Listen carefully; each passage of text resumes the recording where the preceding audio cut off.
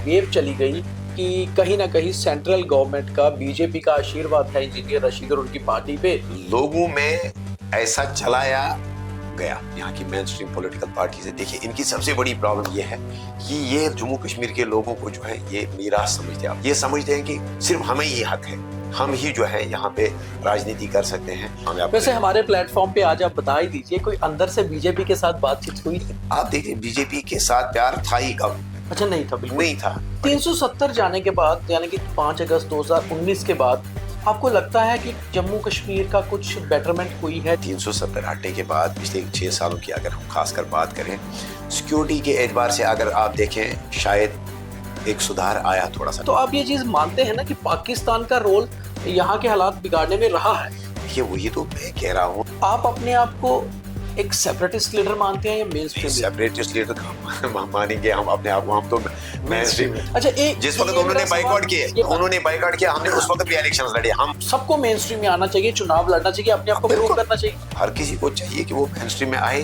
हमें ये भी इल्म है कि कानून वापस नहीं आएगा, नहीं है, लेकिन कम से कम हमारे दिल के अंदर। स्ट्रेट ड्राइव में हर बार अलग पॉलिटिकल पर्सनैलिटीज होती हैं, कई बार ब्यूरोक्रेटिक भी होती हैं। इस बार हमारे साथ हैं लंगेट से इंडिपेंडेंट एमएलए शेख खुर्शीद। हालांकि इनका पूरा नाम खुर्शीद अहमद शेख आपको मिलेगा अगर आप देखेंगे इंटरनेट पे या इनकी सारे विकिपीडिया डिटेल्स में।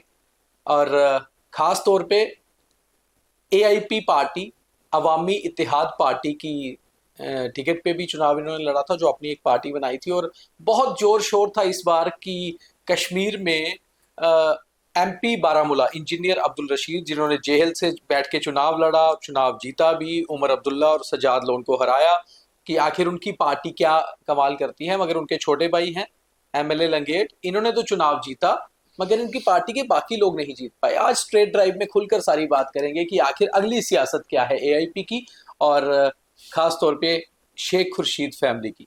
तो खुर्शीद साहब, आप पहले स्कूल टीचर हुआ करते थे? बिल्कुल। तो फिर पॉलिटिक्स में आने का क्यों सोचा? बड़े भाई साहब ने बोला कि चुनाव लड़ना है, या आपको भी कुछ था, डिजायर्स थे, पॉलिटिकल डिजायर? देखिए, कोई डिजायर्स नहीं थे, ईमानदारी से मैं कहता हूँ। क्योंकि अगर डिजायर्स होते तो शायद इससे पहले नौकरी को खैर बात कहा होता। अगर डिजायर्स होती तो इससे पहले वही पॉलिटिकल एक्टिविटीज करते। ऑल्दो ग्राउंड पे एक्टिव थे, लोगों की खिदमत करते थे इंजीनियर रशीद साहब के एब्सेंस में, लेकिन पार्ट टाइम, बिल्कुल अपनी ड्यूटी से कोई कॉम्प्रोमाइज नहीं। अपना 10 से 4 तक स्कूल आना जाना, ट्रेनिंग प्रोग्राम्स जो भी सरकार की तरफ से ड्यूटी होती थी उसमें पार्टिसिपेट करते थे। बट चूंकि हम एक जॉइंट फैमिली है, 10 साल 11 साल जो है इंजीनियर रशीद साहब एमएलए रहे, उसके बाद 5-6 साल जेल में रहे। तो हम एक जॉइंट फैमिली है अभी भी, इस वक्त भी। जब इंजीनियर रशीद साहब जेल में हैं या एज एमपी मैं एक एमएलए हूँ, इस वक्त भी हम एक जॉइंट फैमिली है। अच्छा, तो जाहिर सी बात है, तो आपके परिवार एक ही घर में रहते हैं? जब आप एक ही छत के नीचे रहते हैं तो आपका सियासत के साथ जो है कनेक्शन होता है। आपके जो पॉलिटिकल एक्टिविस्ट्स होते हैं, आपका जो पार्टी कार्ड होता है, आपकी जो पार्टी की लीडरशिप होती है, आपके जो लोग होते हैं, उनका आपके साथ कनेक्शन होता है। तो जब हालात 2019 में ऐसे बने कि 2019 में जिस वक्त एब्रोगेशन हुआ आर्टिकल 370 एंड 35A, और जो ये हमें यूटी डाउनग्रेड किया गया, उस वक्त हमारे लीडर इंजीनियर रशीद साहब को अरेस्ट किया गया। चूंकि उसके बाद लोगों के ज्यादा जो है उनका ज्यादा जोड़ किन के साथ रहा? मेरे साथ। क्योंकि इंजीनियर रशीद साहब, एग्जैक्टली, क्योंकि रशीद साहब की जो है एज पर जेल मैनुअल वो 5 मिनट डेली बात कर सकते थे, या उनके पास जाना, मुलाकात करना, लीगल फाइट उनकी लड़ना, वकील, बाकी सब कुछ जो है मैं खुद मैनेज करता था। क्योंकि उनके जो 2 फर्जंद है वो काफी छोटे थे उस वक्त, बड़े फर्जंद 12th में पढ़ते थे 2019 में। तो जाहिर सी बात है, लोग जो थे मेरे साथ जुड़े हुए थे, पार्टी जो थी मेरे साथ जुड़ी हुई थी, मैं कोऑर्डिनेट करता था इंजीनियर रशीद साहब और उनके लोगों के दरमियान। तो ये एक वजह बनी कि जिस वक्त फिर पार्लियामेंट इलेक्शंस हुए, उस वक्त जो पार्टी की जो टॉप लीडरशिप थी, या उसके अलावा जो खासकर जो लंगेट की जो टॉप जो हमारा काडर था, लीडरशिप थी, जिसमें हमारे 3 बीडीसीज थे, जिसमें हमारा एक डीडीसी मेंबर था, जिसमें हमारे ब्लॉक प्रेसिडेंट्स, बाकी सारे लोग जो है, उन्होंने यूनानिमसली जो है एक डिसीजन लिया कि अगर हमें, क्योंकि जो उस वक्त काउंटर किया गया, जिसको उस वक्त प्रोपेगेंडा चलाया गया इंजीनियर रशीद साहब को, जिस वक्त इंटरिम बेल मिल रही थी, तो उन्होंने एक यूनानिमस डिसीजन लिया कि अगर हमें लंगेट से जीतना है, अगर हमें पार्टी को आगे चलाना है, क्योंकि कोई भरोसा नहीं है, इंजीनियर रशीद साहब को परमानेंट बेल नहीं मिल रही है, तो उन्होंने मुझ पे भरोसा किया। मैं शुक्रगुजार हूँ अपने लोगों का भी जिन्होंने वोट किया, और अपनी पार्टी लीडरशिप के साथ साथ जो लंगेट का खासकर जो काडर है जिन्होंने मुझ पे भरोसा और मुझ पे एतमाद दिखाया, तो उनका फैसला था। तो इस वजह से जो है मुझे कितनी कॉन्स्टिट्यूंसीज में कितने सीट्स पे आपके कैंडिडेट उतरे थे? अप्रोक्सीमेटली 30-35 30-35 के हाँ करीब। 35 सीट्स पे जो है हमने कंटेस्ट किया, और लंगेट से जो है हमने कामयाबी हासिल की, लेकिन बाकी सीटों से जो है हमें कामयाबी नहीं मिली। क्या कारण रहा? बहुत आपने सारे देखा होगा, क्या बहुत रीजन सारे रहे? कारण हैं, मल्टीपल रीजन। सबसे पहले जैसा कि आपने इंट्रोडक्शन में कहा, आपने दो लफ्ज इस्तेमाल किए, पहले कहा इंडिपेंडेंट, उसके बाद कहा अवामी अवामी, हाँ वही हमारी मैं पार्टी वही रजिस्टर नहीं पूछूंगा है। आगे। एग्जैक्टली हाँ, हमारी पार्टी रजिस्टर इस नहीं है। जिस सिंबल पे हमने इलेक्शन लड़ा, जो प्रेशर कुकर हमारा जो सिंबल था जिस पे हमें वोट मिला, जिसके लिए हमने तैयारी की थी, जब आपका सिंबल ही रजिस्टर नहीं होता, ये एक सबसे बड़ी वजह है कि हमारे कैंडिडेट्स को जो है प्रेशर कुकर सिंबल जो है, जो हमारा कॉमन सिंबल जो है वो नहीं मिला, पार्टी रजिस्ट्रेशन नहीं मिला। और उसके साथ साथ जो अपोजिशन पार्टीज हैं उन्होंने सभी ने जो है एक प्रोपेगेंडा किया कि ज्यादा से ज्यादा लोगों को जो है इस सिंबल पे जो है प्रायोरिटी फर्स्ट पे जो है इलेक्शन में ये कंटेस्ट पार्टी करना है। आपने कब बनाई? इलेक्शन के बीच में ही? 2013 से हमने पार्टी तो बनाई। तब से क्यों नहीं आपने पार्टी तब से को हमने नाम पे? बहुत बार ट्राई की, क्योंकि 5-6 साल जो है पार्टी रजिस्टर नहीं हुई। उसके बाद जब 2019 में इंजीनियर रशीद साहब जिस वक्त जेल गए, तो जाहिर सी बात है इलेक्शन कमीशन ऑफ इंडिया या बाकी जो भी जो डिपार्टमेंट्स जो ऑर्गेनाइजेशंस इसके साथ जुड़ी होती हैं, तो खदशात थे उनको कि इंजीनियर रशीद साहब अभी बाहर नहीं है, जेल में। कभी कभार आपको छोटी चीज़ के लिए भी, अगर एक मामूली सिग्नेचर के लिए भी जब आप को आपके पार्टी सदर अवेलेबल नहीं होती है, तो इन दिक्कतों की वजह से जो है ये 6 साल जो है ये ज़्यादा मुतासर रहे हम कि पार्टी रजिस्ट्रेशन नहीं हुई। इससे पहले भी और कई और वजूहत भी हैं कि जब तक आपके ऊपर आशीर्वाद ना हो दाएं बाएं से, तो तब तक शायद मुश्किल है। मुझे लगता है जम्मू कश्मीर की पॉलिटिक्स मैं उसी पे आ रहा था ऐसी कि है। आशीर्वाद वाली हाँ, बात आपने की। आपने तो कहा कि प्रेशर कुकर की वजह से भी काफी ये कैंडिडेट एक फैक्टर है, और भी फैक्टर है। हाँ, अभी मैं आपसे और फैक्टर भी सुनूंगा, पर मैं एक फैक्टर जो सबसे ज्यादा रहा वो ये रहा कि कश्मीर के लोगों में एक वेव चली गई कि कहीं ना कहीं सेंट्रल गवर्नमेंट का, बीजेपी का आशीर्वाद है इंजीनियर रशीद और उनकी पार्टी पे, तो इस बार इनको वोट नहीं देना। ऐसा कुछ था? देखिए, लोगों में ऐसा चलाया गया, लोगों में ऐसा चला नहीं, लोगों के मन ऐसे नहीं थे, लेकिन लोगों में ऐसा माहौल जो है ये बनाया गया, खासकर National Conference, People's Democratic Party और दूसरी पार्टियों की तरफ से। उन्होंने ये कहा कि देखिए इस वक्त इंजीनियर रशीद साहब को जो है उसको बेल मिल गई, लोकसभा चुनाव के बीच में बेल इंटरिम बेल मिल रही है, उसको इंटरिम बेल मिल रही है। आप ये देख लीजिए कि वो लीडर, ये लीडर इनकी पार्टी में ज्वाइन कर रहा है। हालांकि ये फिर अलग बात है, वो कुछ एक आध लोग जो हैं वो वापस गए उन पार्टियों में। मैं तो ये भी पूछ सकता हूं कि अगर आप कहते थे जिस वक्त इलेक्शन था इनको आशीर्वाद है इस वजह से इंजीनियर रशीद साहब की पार्टी में गए, इस वक्त अगर वो वापस गए तो क्या इस वक्त उनके सर के ऊपर आशीर्वाद है? ये कभी, ये एक अलग डिस्कशन है, ये कभी हम बात करेंगे। तो ये चीजें हैं कि मतलब लोगों ने जो है, खासकर जो यहाँ की मेन स्ट्रीम पॉलिटिकल पार्टीज है, देखिए इनकी सबसे बड़ी प्रॉब्लम ये है कि ये जम्मू कश्मीर के लोगों को जो है ये मीरास समझते हैं, अपनी जागीर समझते हैं। कौन आप कह रहे हैं? नेशनल कॉन्फ्रेंस, पीडीपी, खासकर ये दो पार्टियां। हाँ, क्योंकि आप देख सकते हैं जब भी कोई सेपरेटिस्ट पार्टी से अगर कोई सेपरेटिस्ट लीडर अगर मेन स्ट्रीम में आता है तो उसको टैग लगाते हैं। जब भी कोई मेन स्ट्रीम की तरफ जो कदम बढ़ाता है, चाहे आप देख लीजिए मीरवाइज साहब जिस वक्त गए ज्वाइंट पार्लियामेंट डेलीगेशन, जिस वक्त उनसे मुलाकात करने के लिए गए तो नेशनल कॉन्फ्रेंस वाले उठे, इनको सिक्योरिटी क्यों मिली, ये वहां क्यों गए वक्फ बिल से पहले। या जब भी अगर आप आज भी देख सकते हैं, अगर कोई मेन स्ट्रीम में आता है, इलेक्शन कंटेस्ट करना चाहता है, या जमात की आबाद ले लीजिए, तो ये इनकी टैगिंग करते हैं। ये इनकी हिस्ट्री रही है। 90 से पहले जो है ये रिगिंग करते थे, 90s के बाद क्योंकि धीरे धीरे जो है अब इलेक्शन कमीशन भी जो है अब एक्टिव हुआ। हाँ, एक्टिव हुआ है। आप देख सकते हैं कि भले ही कोई कुछ भी कहे, लेकिन इलेक्शन कमीशन का रोल तो हमेशा न्यूट्रल रहता है, चीजों को मैनेज कर। हाँ, ये अब क्या है, अब नेशनल कॉन्फ्रेंस और पीडीपी इनके पास क्या हथियार बचा है कि अब लोगों को ये टैगिंग करते हैं, ये भी नहीं आए मेन स्ट्रीम में, वो भी नहीं आए मेन स्ट्रीम में। ये समझते हैं कि सिर्फ हमें ही हक है, हम ही जो है यहाँ पे राजनीति कर सकते हैं और लोगों को हक नहीं है। इस वजह से जो है इनको इनसिक्योरिटी है। खासकर जो इंजीनियर रशीद साहब ने जो मॉडल ऑफ गवर्नेंस दिया था, जो उनका जो तरीका था कि कोई सिक्योरिटी नहीं, कोई अकोमोडेशन नहीं, डाउन टू अर्थ रहना, लोगों के बीच में रहना। तो इनको लगा कि जिस चीज के लिए हम सियासत करते हैं वो चीजें तो शायद हमारे हाथ से जाएंगी, लग्जरीज के लिए, लग्जरीज के लिए।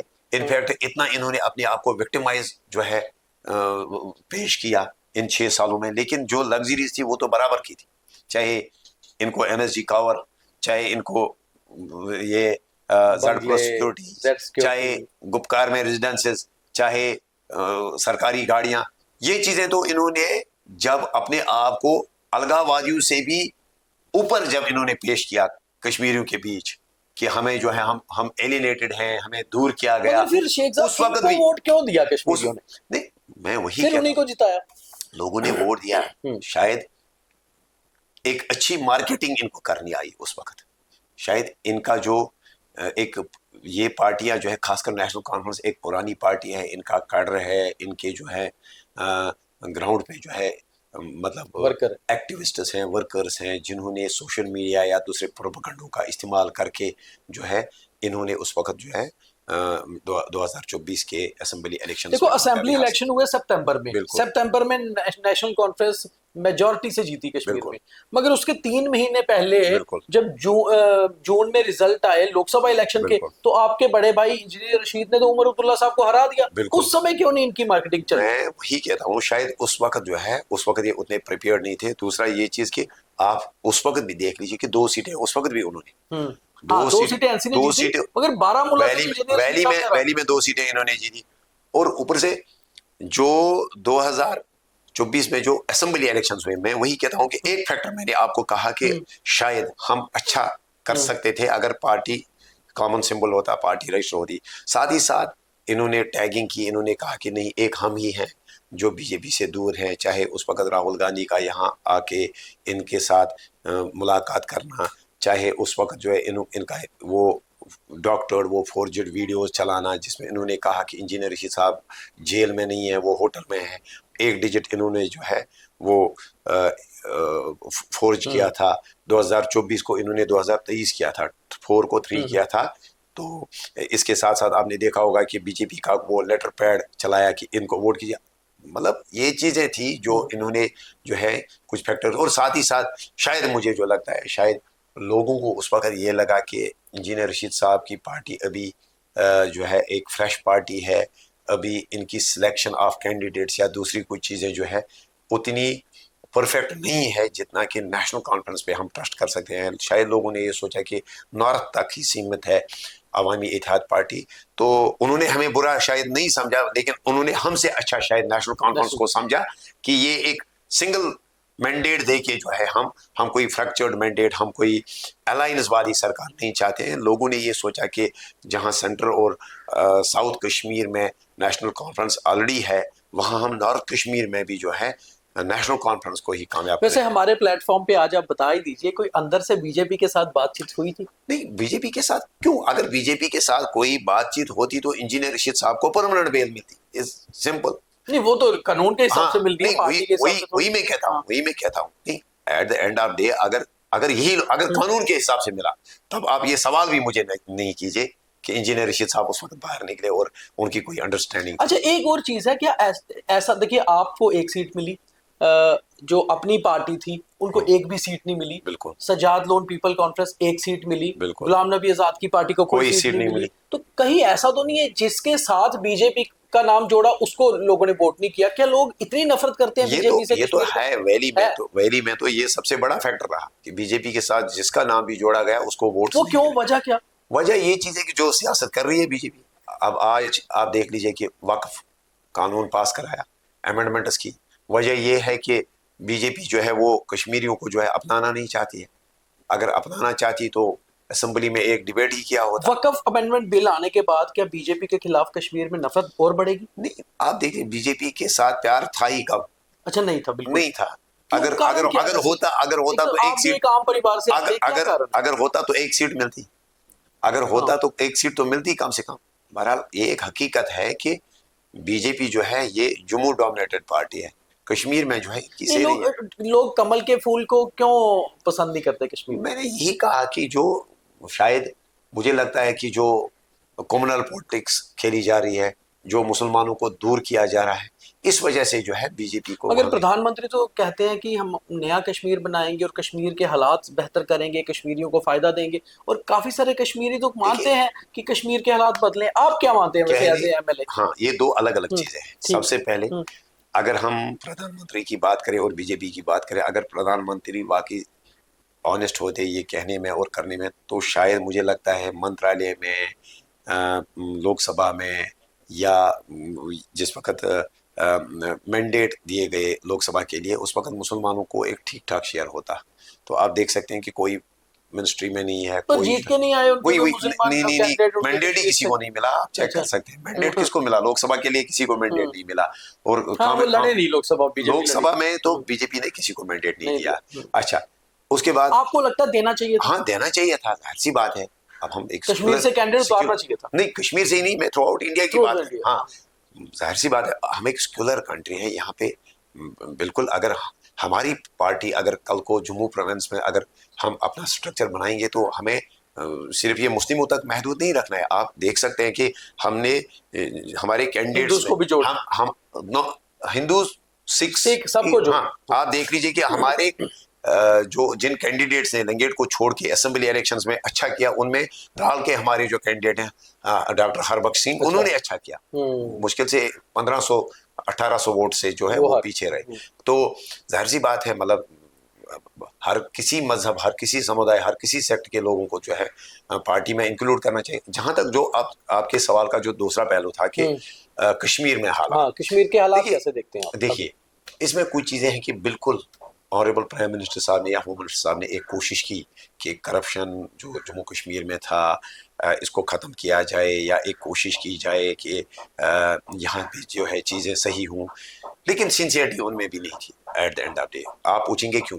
जहाँ उन्होंने एक्स चीफ मिनिस्टर्स को जो है कहा कि आप अपनी जो है रेजिडेंसेस को वैकेट कीजिए, क्वार्टर्स को वैकेट कीजिए, गाड़ियाँ छोड़ दीजिए, सिक्योरिटी हटाइए, वहाँ अपनी उनकी जो पार्टी है बीजेपी के छोटे से छोटे कार्यकर्ता जिसके ऊपर 10-10 एफआईआर लगे हुए हैं, मतलब इवन मिलिटेंसी के रिलेटेड एफआईआर लगे हुए हैं, जो उनके साथ जुड़े थे, उनको प्रिविलेज दी, उनको जो है बड़े बड़े क्वार्टर्स दिए, उनको जो है बड़ी बड़ी गाड़ियां दी, बंगले दिए, उनको जो है, मतलब अगर स्केल हो एक ही होती तो हम मानते कि वो सिंसियर है। अच्छा, दूसरा आप देख लीजिए कि उन्होंने सीधे कहा किया नहीं, बीच में वो बुलडोजर चलाया, लेकिन वो ऐसे ही, मतलब कानून के दायरे के अंदर अंदर नहीं चलाया।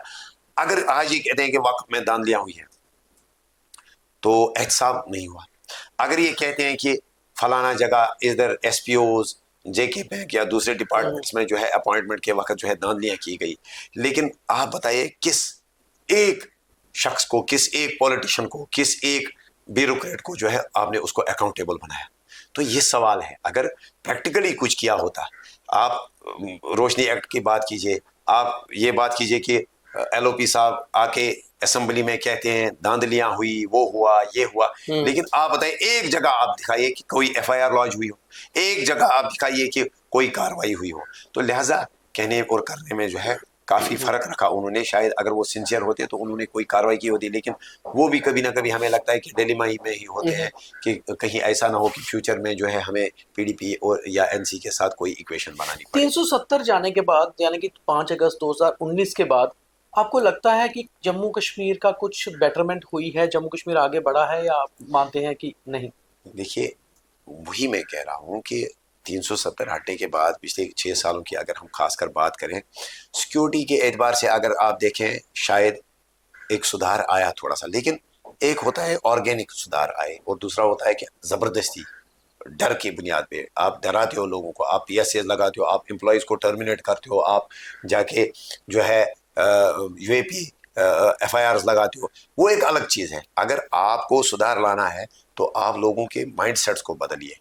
ठीक है, जमात इस वक्त जो है मेन स्ट्रीम में आ रही है, पार्टिसिपेट कर रही है, या साथ ही साथ आप देख सकते हैं कि मतलब लोग जो है मेन स्ट्रीम के साथ जुड़ रहे हैं, पोल परसेंटेज में जो है इजाफा हुआ है, लेकिन मुझे लगता है कि अभी काफ़ी कुछ जो है करने की मगर शेख साहब, जो लोग बंदूक उठाएंगे या फिर जो लोग बंदूक के साथ रहेंगे, उनको तो डराना जरूरी भी है, मुझे नहीं, लगता है, जाहिर सी चाहे बात। कानून के हिसाब से या पुलिस के हिसाब से डराना जरूरी है। तो देखिए, ऐसा आप खुद भी गवर्नमेंट एम्प्लॉय रहे हैं, बिल्कुल बिल्कुल अगर मान लीजिए कोई बिल्कुल गवर्नमेंट एम्प्लॉय गवर्नमेंट की सैलरी लेते बिल्कुल हुए बिल्कुल बिल्कुल टेररिज्म की सपोर्ट कर रहा है तो उसके खिलाफ बिल्कुल। एक्शन क्यों ना हो? देखिए, एक हो गया जो डायरेक्ट बंदूक उठाता है, हाँ, जो डायरेक्ट जो है एक अगर होता है देश, जो OGW स्लीपर सेल जो एग्जैक्ट सपोर्ट कर एग्जैक्ट रहा है। एग्जैक्ट, या जी।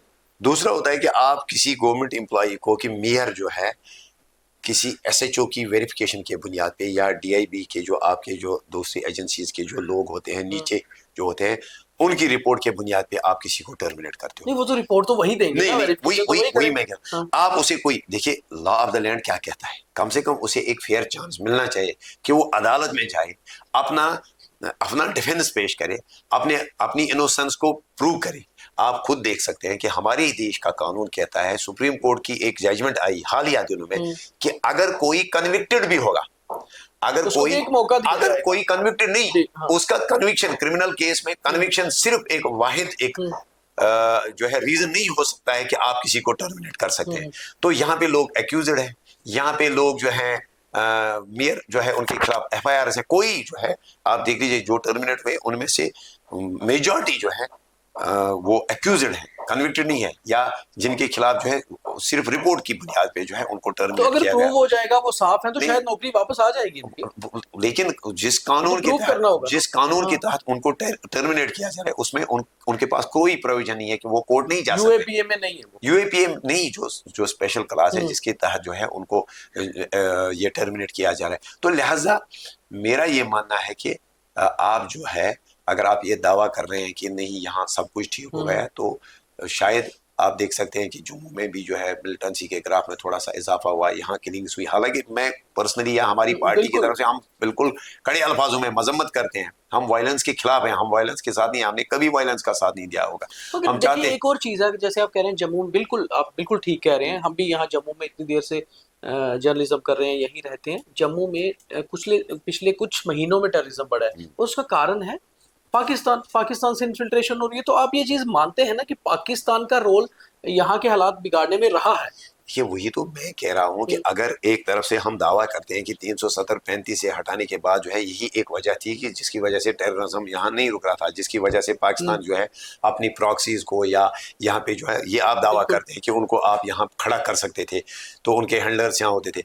तो आज कौन सी चीज आपको रोक रही है? हमारा भी यही सवाल है कि अगर कोई और मुल्क जिम्मेदार है तो आप ही दावा करते थे, आप ही कहते थे कि 370 और 35 से हटने के बाद जो है ये चीजें नहीं होंगी। लेकिन जहां आप कह रहे हैं कि कश्मीर में हालात सही हो रहे हैं, वहां आप देख लीजिए कि जम्मू में भी हालात खराब हुए।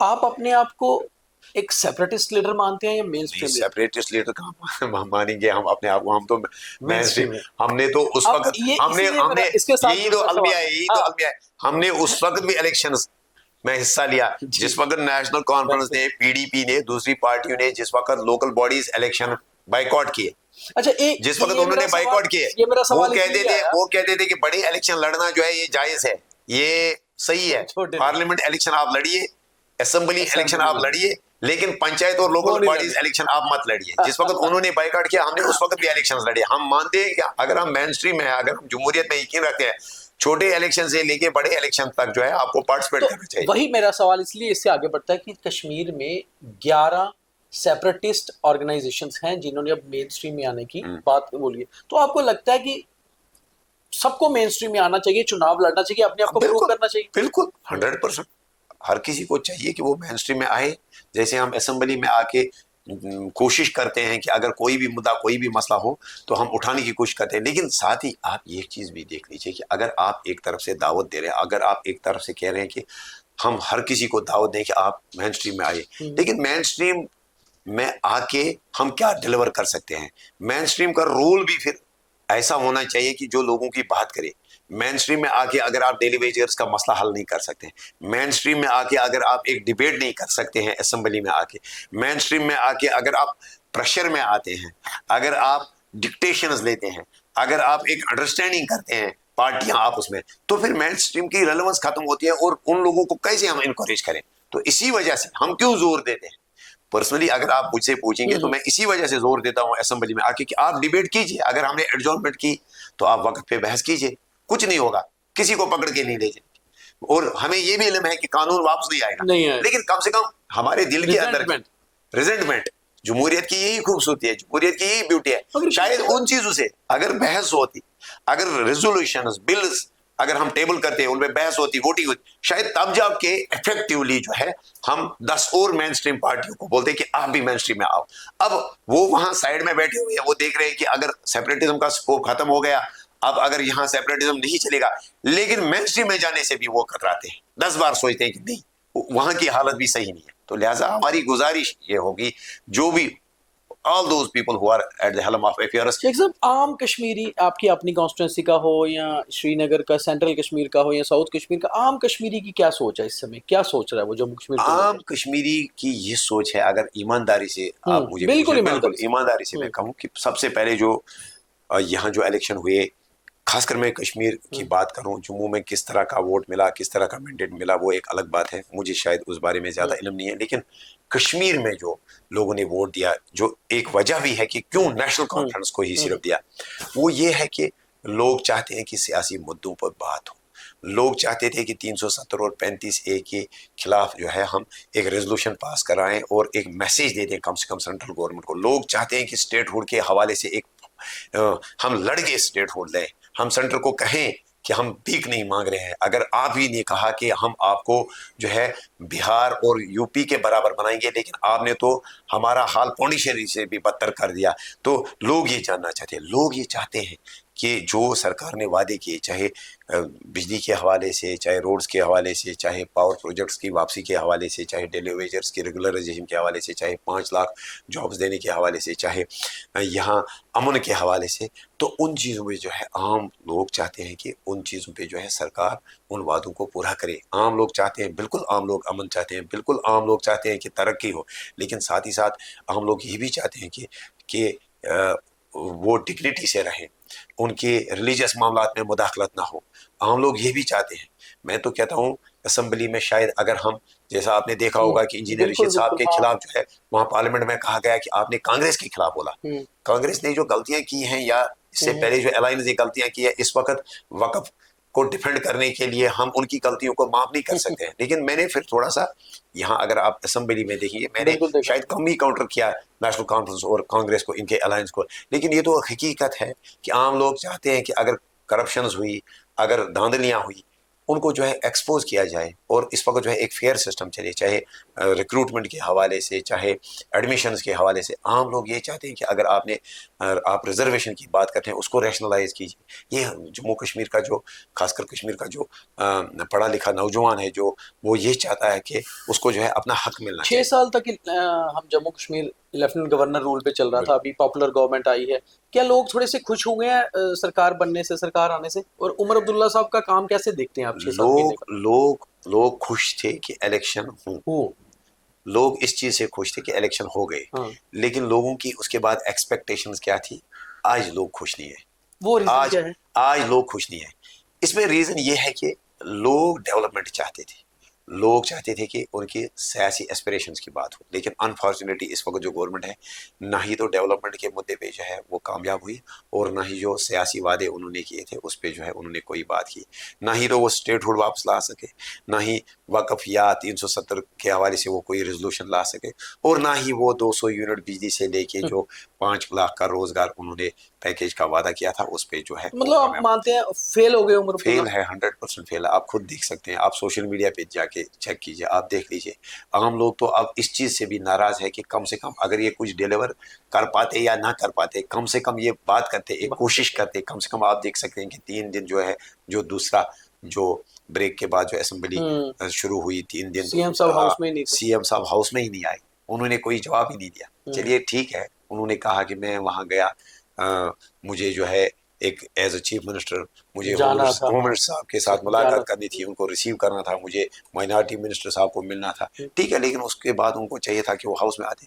आपने देखा होगा कि बराबर 3 दिन तक वो एब्सेंट रहे। जब तीसरे दिन हाउस जिस वक्त एडजॉर्न हुआ, उस वक्त हाई टी के लिए वहां पे आ गए। आपने खुद देखा होगा हाउस में बराबर वो 1:30 बजे आए जिस वक्त हाउस एडजॉर्न हुआ। वो लीडर ऑफ हाउस है, वो एक जिम्मेदार है, हेड है, इस वक्त वो हेड हैं, उनको चाहिए था कि वो हाउस में आते। शायद वो हमें भी मोटिवेट कर सकते थे, शायद वो अपोजिशन को भी वहाँ जो है अपनी बात कह के जो है उनको भी मनवा हमने भी सकते कुछ थे। बार सवाल पूछे बीच में, मीडिया ने भी, तो उमर साहब लगातार कहते हैं कि मैं अपनी तरफ से पूरी कोशिश कर रहा हूँ स्टेटहुड वापस लाने की। आपको लगता है? नहीं, कोशिश तो वो करेंगे ही, चारा क्या है उनके पास, उनको तो स्टेटहुड वापस लानी है। लेकिन अब अगर वो एक पॉलिटिकल लीडर हैं, वो हेड ऑफ स्टेट हैं इस वक्त, तो उनके पास उनको क्या असेसमेंट नहीं है बीजेपी कब देने वाली है स्टेटहुड?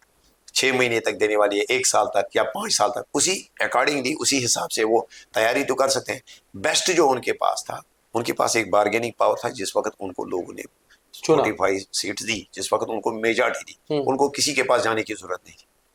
किसी के पास जो है किसी के सामने दामन फैलाने की जरूरत नहीं थी, ना इंडिपेंडेंट्स के सामने, ना कांग्रेस के सामने, ना किसी। वो एज ए स्टेट्समैन अगर उस वक्त खड़े होते, वो अगर कहते कि मैं बीजेपी को कहता हूं कि आप जो है मुझे टाइम लाइन दीजिए, या आप मुझे पहले स्टेटहुड दे दीजिए, तभी जाके मैं ओथ लूंगा, तभी जाके मैं चीफ मिनिस्टर बनूंगा। लेकिन उन्होंने क्या किया? उन्होंने तो कोई देरी नहीं की उस वक्त, आप देख सकते हैं। तो मुझे लगता है जिस वक्त लोगों ने जो एक बार्गेनिंग पावर दिया था उनको, लोगों ने अपनी तरफ से जो है बिल्कुल 100% उन्होंने दिया जो वो दे सकते थे। हाँ, तो अच्छी मेजॉरिटी दी उनको।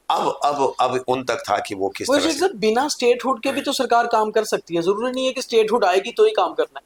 बिल्कुल, बिना स्टेटहुड किए, बिना लोगों के बहुत काम है जो कर सकते हैं, इनके पास बहुत डिपार्टमेंट है। बिना स्टेटहुड के आप देख लीजिए कि उमर साहब हाउस में आते, 3 दिन यहाँ डिस्कशन में हिस्सा लेते, लेकिन वो यहाँ नहीं आए। बिना स्टेटहुड के जो है और कई चीजें जो है प्रायोरिटीज है जो की जा सकती हैं। तो लेकिन मुझे लगता है कि नेशनल कॉन्फ्रेंस जो है इस वक्त एक एक डिलेमा में है। उनके पास जो है कोई रणनीति नहीं है कि वो इस वक्त तजब्जुब में है, क्या हम बार्गेनिंग करें सेंटर के साथ, बीजेपी के साथ, या हम लड़के जो है उनसे स्टेटहुड मांगे या दूसरी डेवलपमेंटल इश्यूज। तो मुझे लगता है, और उनको उनकी अपनी भी काफी कमजोरियां हैं, जो पास्ट की कमजोरियां हैं, शायद उस वजह से जो है वो हिम्मत नहीं दिखा रहे हैं। हाँ, इस वजह से वो हिम्मत नहीं दिखा रहे हैं कि वो सेंटर से जो है वो लड़के जो है स्टेटहुड के साथ साथ जो है अपने हुकूम। ऐसा तो नहीं है कि नेशनल कॉन्फ्रेंस और बीजेपी का कोई सेटिंग आप देखते हैं कि हो गई है कि फिलहाल आज जो हाउस, जो लास्ट 3 दिन जो हाउस चला, उसमें तो बिल्कुल 100% सेटिंग थी उनकी आपस में, उसमें 100% सेटिंग। क्योंकि पीडीपी भी आरोप लगा रहे हैं, आप भी कह रहे हैं, सज्जाद लोन साहब भी कह रहे हैं। बिल्कुल, देख लीजिए आप, रेजोल्यूशन आनी थी। जिस वक्त स्टेटहुड का रेजोल्यूशन वहां पे टेबल होता, तो उस वक्त बीजेपी क्या करती? बीजेपी वोट करती या अपोज करती? एक ऑकवर्ड पोजीशन में उस वक्त बीजेपी होती, तो उनको बेल आउट किया नेशनल कॉन्फ्रेंस ने हंगामा करके। जिस वक्त वक्त पे बात होती तो नेशनल कॉन्फ्रेंस क्या क्या स्टैंड होता? जिस वक्त डेरिवेजर्स की रेगुलराइजेशन के हवाले से बिल आता, जिस वक्त स्टेट लैंड है, इस स्टेट लैंड पे जो स्ट्रक्चर्स बने हुए हैं गरीबों के, जो पीडीपी ने बिल लाई थी, उस पे बात होती, उस वक्त क्या स्टैंड होता? जिस वक्त मैंने जो बिल लाई थी अल्कोहल बैन के हवाले से, 3 मेंबर्स ने लाई थी, उसमें पहले नंबर पे जो है मेरी बिल टेबल होनी थी। तो उस वक्त बीजेपी का क्या स्टैंड होता? उस वक्त नेशनल कॉन्फ्रेंस का क्या स्टैंड होता? ओवरऑल बीजेपी और एनसी जो भी रेजोल्यूशंस थी, जो भी बिल्स थी, प्राइवेट मेंबर्स रेजोल्यूशंस, सारी के सारी 14 बिल्स, उसमें से 1-2 बिल्स और 1-2 रेजोल्यूशंस थी जिन पे सारे वोट कर सकते थे यूनानिमसली, जैसे रहबर जंगलात की रेगुलराइजेशन या कुछ और चीजें। लेकिन बाकी जो भी बिल्स थी, चाहे शराब बैन के हवाले से, स्टेटहुड के हवाले से रेजोल्यूशन, चाहे दूसरी चीजों के हवाले से, उसमें जो है कहीं बीजेपी ऑकवर्ड पोजीशन में फंस रही थी, कहीं एनसी फंस रही थी। इसलिए बीजेपी ने एनसी को बेल आउट किया और एनसी ने बीजेपी को बेल आउट किया। बाकी हमारे साथ तो अंडरस्टैंडिंग नहीं कर सकते, ठीक है, अगर हमारे साथ उनको इल्म है कि हम एक्सपोज करते हैं उनको, इस वजह से जो, या अगर वो शायद पीडीपी के पास जाते या दूसरी पार्टियों के पास जाते, मे भी उनको लगा कि उनके पास इतना नंबर नहीं है। आप खुद देख सकते हैं, अगर सिंसियरिटी होती, जिस वक्त बीजेपी के 1-2 लोग हंगामा कर रहे थे या नेशनल कॉन्फ्रेंस के वहीद रहमान पर्रा ने सिर्फ 2 मिनट तक जो है हंगामा किया, उसको मार्शल आउट किया गया। बीजेपी के मेंबरान को क्यों मार्शल आउट नहीं किया गया? नेशनल कॉन्फ्रेंस के मेंबरान को क्यों मार्शल आउट नहीं किया? लेकिन स्पीकर साहब पे भी आरोप लगाया आपने, कहा नो कॉन्फिडेंस है। बिल्कुल, इसी वजह से हमने जो है, उसके बाद हमारे पास एक रास्ता था, हमारे पास एक कसौटी थी, हमने एक लिटमस टेस्ट किया कि हमने देखा कि अगर वाकई नेशनल कॉन्फ्रेंस ईमानदारी से, सिंसियरिटी से कह रही है कि हम वक्त पे डिबेट चाहते हैं, और अगर इनकी नीयत है कि हाउस चले, लेट अस सी हमने फिर no confidence motion, otherwise speaker साहब के साथ हमारी कोई जाती दुश्मनी नहीं है।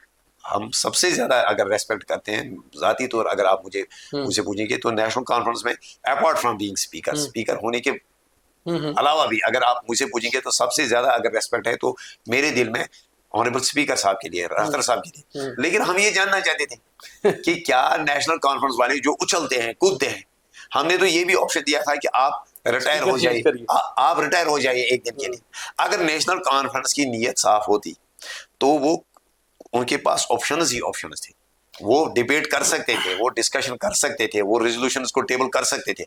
आप देख लीजिए दूसरे दिन मेरे ख्याल में जिस वक्त एसेंट देना चाह जो बिल्स जो पास हुई जिनको गवर्नर साहब ने, हाँ, तो उस वक्त जो है उस 1 मिनट के लिए स्पीकर साहब ने जो है ऐसे ही शोर के दरमियान भी जो है उनको एसेंट दिलवाया। हाँ, आप देख लीजिए सिर्फ वही 2 मिनट, सिर्फ वही 2 मिनट, यानी कि वहां मंशा थी, वहां मंशा थी, वहां उन बिल्स को, क्योंकि सरकार बाउंड थी, सरकार को उन बिल्स को जो है असेंबली में जो है देना था, तो वहां वो 2 मिनट हाउस चला। अब आते हैं थोड़ा आपके लास्ट में जिस वक्त एडजॉर्न हुआ, जिस वक्त स्पीकर साहब को अपनी बात कहनी थी, उस वक्त क्या हुआ, वो 2-3 मिनट हाउस जो है उन्होंने नेशनल कॉन्फ्रेंस वालों ने जो है मैनेज किया, बीजेपी वाले भी खामोश रहे, उस वक्त कोई हंगामा नहीं हुआ। बेचारे महराज साहब जिसके ऊपर हमला हुआ, जिसमें हम भी चाहते थे कि हम मजम्मत करें, हम इंक्वायरी डिमांड करें, या वो अपनी बात रखते कम से कम कि ऐसा क्यों हुआ, वहां पे असेंबली में ऐसा नहीं होना चाहिए था। हम लोग जो है हम तैयारी कर रहे थे, लेकिन उतनी देर में महराज मलिक को कैसे देखते हैं आप? महराज मलिक ने इस हालांकि इस बार कोई अवार्ड कमेटी नहीं थी, पर मुझे लगता है कि सबसे ज्यादा अंदर और बाहर उसने ही बातें रखी। मगर बड़ी चीज है, महराज मलिक से हमने भी काफी इंटरव्यू किए, वो आपको नहीं लगता कि कुछ अनपार्लियामेंट्री या कुछ ज्यादा बोलते हैं? देखिए, अगर कुछ अनपार्लियामेंट्री होगा तो स्पीकर साहब हाउस की कार्रवाई से उसको जो है खारिज नहीं, बाहर सदन नहीं, कैमरा पे। देखिए, डिसेंसी होनी चाहिए, तो अब उनका अपना तरीका है, लेकिन लोगों के चुने हुए नुमाइंदे हैं, तो कहीं ना कहीं, लेकिन एक चीज जरूर मैं ऑब्जर्व कर रहा हूं कि जो ट्रेडिशनल पार्टीज है कहीं ना कहीं वो महराज मलिक जैसे लोगों से जो है इनसिक्योर होते जा रहे। अच्छा। हाँ, उनको लगता है कि अगर इस किस्म की पॉलिटिक्स यहाँ चली जम्मू कश्मीर में, शायद उनको जो है, शायद उनका काम बंद हो जाएगा।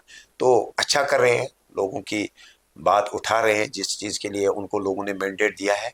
अभी यंग हैं, तो मुझे लगता है कि 5 साल 10 साल बाद शायद जो एग्रेशन है उनका इस वक्त शायद धीरे धीरे सीख के जो है धीरे धीरे उनका एग्रेशन कम होगा। लेकिन लोगों के चुने हुए नुमाइंदे हैं, तो हमें रेस्पेक्ट करनी चाहिए। हमें जो है हम रेस्पेक्ट करते हैं उनके सेंटिमेंट्स को, और हम बिल्कुल जो है हम इज्जत करते हैं।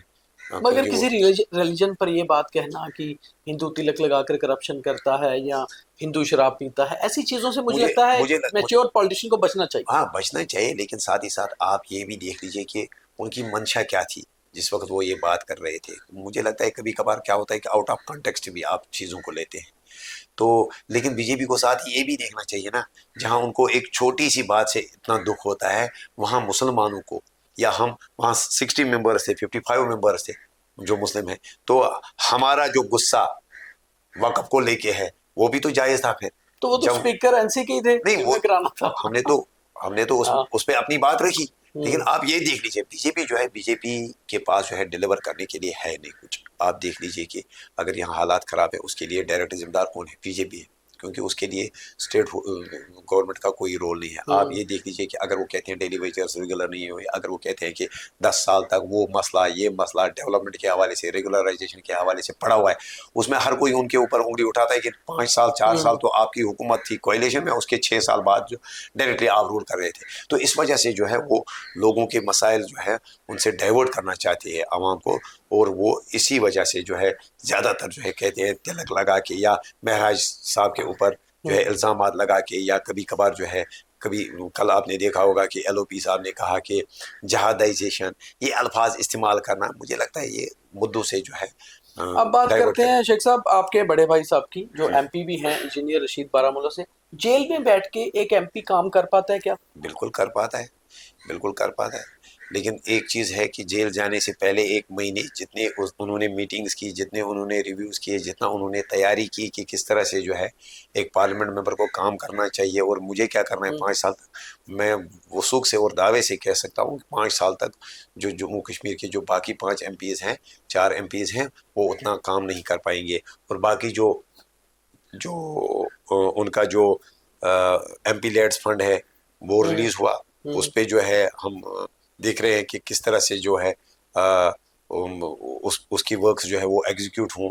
साथ ही साथ जो मतलब जो भी चीज़ें हैं एक MP के रिलेटेड जो जो उसका काम होता है, तो हम कोशिश करते हैं। कभी कभार दिक्कतें सामने आती है, जैसे पार्लियामेंट में वो नहीं जा सकते थे, उसमें हम कोर्ट में जाते हैं, वहाँ पे भले ही हमें काफ़ी सारा खर्चा, काफ़ी सारी मेहनत, काफ़ी सारे रिसोर्सेज यूटिलाइज करने पड़ते हैं, लेकिन हमारी तरफ से हमारी तरफ से कोशिश है कि इस वक्त भी अगर आप देखेंगे कि हमारे 4 ऑफिस हैं, कुपवाड़ा में, हंदवाड़ा में, बारामूला में, बांडीपुरा में, 4 ऑफिस जो है हमारे वो फंक्शन कर रहे हैं। बाज़ाब्ता वहाँ पे लोग जा रहे हैं और जो भी हाँ जो भी उनकी ग्रीवियंसेस हैं, पब्लिक रिलेशन ऑफिसर्स हमारे हैं, वो काम कर रहे हैं। उनके काम भी आप देखते हैं? हम देखते हैं, पार्टी की जो लीडरशिप है वो देखती है, पार्टी के जो कॉन्स्टिट्यूंसी इंचार्जेस हैं वो देख रहे हैं, और उनके जो ऑफिशियल डेजिग्नेटेड जो PA वगैरह हैं वो भी देखते हैं। तो हमारी कोशिश है, और हमारी कोशिश ये भी है कि जल्द से जल्द उनको रेगुलर बेल मिले। उसके लिए अभी केस का क्या स्टेटस है? केस का ये स्टेटस है कि उनकी जो रेगुलर बेल है वो रिजेक्ट हो गई लोअर कोर्ट से, और इस वक्त हमने ऑनरेबल हाई कोर्ट में जो है डबल बेंच में उसको चैलेंज किया है। तो केस का ये स्टेटस है कि अभी ट्रायल चल रही है, लेकिन हम चाहते हैं कि उससे पहले ही जो है उनको रेगुलर बेल मिले। और एक मेरा सवाल ये है कि बहुत सारे, ये तो पता है हमें कि वो पॉलिटिकल प्रिजनर नहीं है, बल्कि टेरर फंडिंग मामले में वो जेल में है। क्या टेरर फंडिंग मामले में इन्वॉल्वमेंट थी उनकी? अब ये तो अदालत डिसाइड करेगी, हम कैसे कहेंगे कि थी। कई सारी चीजें हैं, जब आप अनफॉर्चुनेटली बदकिस्मती ये है कि यहाँ पे जो है हम लोग चार्जशीट या दूसरी चीजों को नहीं देखते हैं। उनके खिलाफ जो चार्जेस हैं वो सारी की सारी जो है ओपन चार्जेस है। सपोज कभी कहा गया कि उन्होंने फलानी जगह जो है डिबेट में ये बात कही, कभी कहा गया कि उन्होंने जो है फलानी जगह जो है एक जुलूस निकाल के ये बात कही, कभी कहा गया कि किसी और शख्स का नाम दे के जो कि कोई और है, उन्हीं के नाम से जो है उन्हीं के नाम का कोई और शख्स किसी और अलहदगी पार्टी से ताल्लुक रखता है, उसको जोड़ के कहा कि ये रशीद साहब है, इंजीनियर रशीद साहब है। कई सारी चीज़ें हैं, मैं आपके साथ शेयर करूंगा, जो वो डॉक्यूमेंट्स हैं आप खुद देख सकते हैं। तो बिल्कुल ये एक मनगढ़ंत जो है एक केस बनाया गया। तो मुझे लगता है कि इसी वजह से कि जो यहाँ का एक पॉलिटिकल इकोसिस्टम है उसमें शायद, जैसा कि मैंने अभी कहा आपको, कि नए लोगों को जो है मौका नहीं दिया जा रहा है, और कुछ लोग जो बैठे हुए हैं उनकी जो पुरानी पार्टियां हैं उनका जो एक इकोसिस्टम, उनकी जो एक लॉबी है, एक पर्टिकुलर लॉबी अलग अलग यहाँ से लेके दिल्ली तक, वो नहीं चाहते हैं कि नए लोग जो है सियासत में आए और नए लोग जो है एक अल्टरनेट दें यहाँ जम्मू कश्मीर में। आपको लगता है उमर अब्दुल्ला साहब 5 साल सरकार चलाएंगे इसी तरह? हम तो उम्मीद करेंगे कि 5 साल सरकार चलाएं, और अगर उनको कभी हमारे ताउन की भी जरूरत पड़ेगी डेवलपमेंट के हवाले से, या अगर वो लोगों की बहबूदी के लिए कोई काम करते हैं, तो हम भी सपोर्ट करेंगे। आपने खुद देखा होगा कि जिस वक्त उन्होंने कहा कि ये 370 का रेजोल्यूशन है, हालांकि वो था नहीं, एक छोटा सा एक कमजोर सा रेजोल्यूशन था, हमने सपोर्ट किया। जिस वक्त भी उनको ज़रूरत पड़ती है, जिस वक्त उन्होंने कहा कि JJM में यहाँ करप्शन हुई, इसके लिए हाउस कमेटी में बिठाई जाए, या जो स्टेट्स और जो एसेट्स के हवाले से यहाँ पे जो घोटाले किए गए, हमने उनको सपोर्ट किया। अगर बीजेपी को कभी जरूरत पड़ेगी उनके साथ आएंगे? किनको? किसी चीज में कल को बीजेपी सरकार बनाने में उनको आपकी जरूरत हो? नहीं, हम क्यों बीजेपी के साथ जाएंगे? बीजेपी की अलग विचारधारा है, हमारी अलग। हमारा टारगेट जो है वो हुकूमत या मंत्री बनना नहीं है हमारी पार्टी का। अगर ऐसा होता तो शायद आपने देखा होगा कि इससे पहले भी 2008 से, जिस वक्त NC कांग्रेस की कोalition हुकूमत थी, जिस वक्त ये PDP BJP की कोalition हुकूमत थी, जब सजाद साहब मंत्री बन सकते थे, जब दूसरे लोग जो है मंत्री बन सकते, तो इंजीनियर रशीद साहब क्यों नहीं मंत्री बन सकते? उनका एक अच्छा फ्यूचर था, वो उस वक्त नेशनल कॉन्फ्रेंस को ज्वाइन कर सकते थे, वो उस वक्त कांग्रेस को ज्वाइन कर सकते थे, वो उस वक्त PDP को ज्वाइन कर सकते थे, एक अच्छे पोजीशन पे, एक अच्छे पोस्ट पे होते, 2 बार वो मिनिस्टर रहे होते। लेकिन उनका ये टारगेट और हमारी पार्टी का ये कतई टारगेट नहीं है। इतना स्ट्रगल उनको नहीं करना पड़ता, उनको जेल भी जाना पड़ा, उनको इतनी मुश्किलात का सामना करना पड़ा, इतनी अजियतें जो है उनको झेलनी पड़ी। तो हमारा टारगेट कतई ये हुकूमत नहीं है, हमारा टारगेट है कि हम जम्मू कश्मीर के लोगों को एक साफ ईमानदार जो है एक अल्टरनेट दे यहाँ पे। अभी आपका अपनी पार्टी का आपका क्या फ्यूचर प्लानिंग है? जम्मू कश्मीर अवामी इत्तेहाद पार्टी अब आगे क्या प्लान कर रही है? किस तरह से आपकी पार्टी आगे बनेगी? आपके बड़े भाई तो एमपी हैं, आप एमएलए बन गए, आगे फर्दर प्लानिंग? आगे का ये है कि पार्टी रजिस्टर हो, एक कॉमन सिंबल हमें मिले, इसके लिए हम कोशिश कर रहे हैं। आगे का ये है कि हमारे जो हर कॉन्स्टिट्यूंसी में जो है कॉन्स्टिट्यूंसी हेड और हमारा कैडर जो है वो हम इंटैक्ट रखें। आगे का ये है कि अगर कोई भी इलेक्शन कल को होता है, चाहे पंचायत हो, लोकल बॉडी हो, लोकल बॉडी इलेक्शन, उनमें हम पार्टिसिपेट करें, हम अपना कार्ड खड़ा कर सकें। आपने देखा होगा कि ये एक लंबी लड़ाई होती है, खासकर जम्मू कश्मीर जैसी स्टेट में जहाँ लोगों को टैगिंग की जाती है, जहाँ लोगों के ऊपर इल्ज़ाम लगाए जाते हैं, बावजूद इसके कि आप जेल में हैं, आपको फिर भी कहा जाता है कि आप बीजेपी के साथ हैं। या जहाँ लोगों को के बीच में जाके उनको समझा के जो है आपको काफ़ी सारा वक्त लगता है। एक सेंसिटिव, एक हसास, एक कॉन्फ्लिक्ट जोन में हम रह रहे हैं, तो यहाँ काफ़ी सारी मुश्किलात का सामना करना पड़े। तो आगे की ये स्ट्रेटजी है कि हम पार्टी को जो है स्ट्रक्चर्ड पार्टी बनाएं, और मे भी इसमें 2 साल, 5 साल, 10 साल और लगे, हम ना सही, लेकिन आने वाले जो लोग हैं, जो नए आने वाले लोग हैं, हमारे जो फ्यूचर जो हमारा है, हमारे जो यूथ है, शायद वो 5 साल 10 साल बाद। कश्मीर के लिए सिंगल पॉइंट क्या एजेंडा है आपका कि हम ये चीज़ करने वाले हैं, कश्मीर के लिए करना चाहते हैं? एक ईमानदार पॉलिटिक्स देंगे उनको, एक आम आदमी की पॉलिटिक्स उनको देंगे, जहां एक लीडर, एक एमएलए, एमपी और आवाम के बीच में कोई गैप ना हो। हम ये वो पॉलिटिक्स देना चाहते हैं जो सच कहें, जो यहाँ से लेके दिल्ली तक एक ही बात कहें। ये नहीं कि दिल्ली में जाके वहाँ एक बात करें, जम्मू में आके एक बात करें और श्रीनगर में जाके एक बात करें। एक ही बात करेंगे। ईमानदार पॉलिटिक्स हम चाहते हैं जम्मू कश्मीर के लोगों के लिए। बहुत बहुत धन्यवाद शेख साहब हमारे साथ बात करने के लिए। और आपने जो बात रखी, हो सकता है कि आम कश्मीरी तक ये बात पहुंचे और आम कश्मीरी ये समझे कि वाकई में आप एक नई सियासत कश्मीर को देना चाहते हैं, और वो पुरानी पार्टियों के, जैसे आपने बोला, कि उनसे दूर लेकर जाना चाहते हैं कश्मीर को, नया कश्मीर बनाने के लिए इंशाल्लाह। तो उम्मीद है आपको स्ट्रेट ड्राइव का ये एपिसोड अच्छा लगा होगा। ज़्यादा से ज़्यादा शेयर करिए। हम कोशिश करेंगे ऐसे ही आपको अलग अलग पॉलिटिशियंस की अंदर की बातें और सीधी बातें आपके तक पहुँचाएंगे। बहुत धन्यवाद।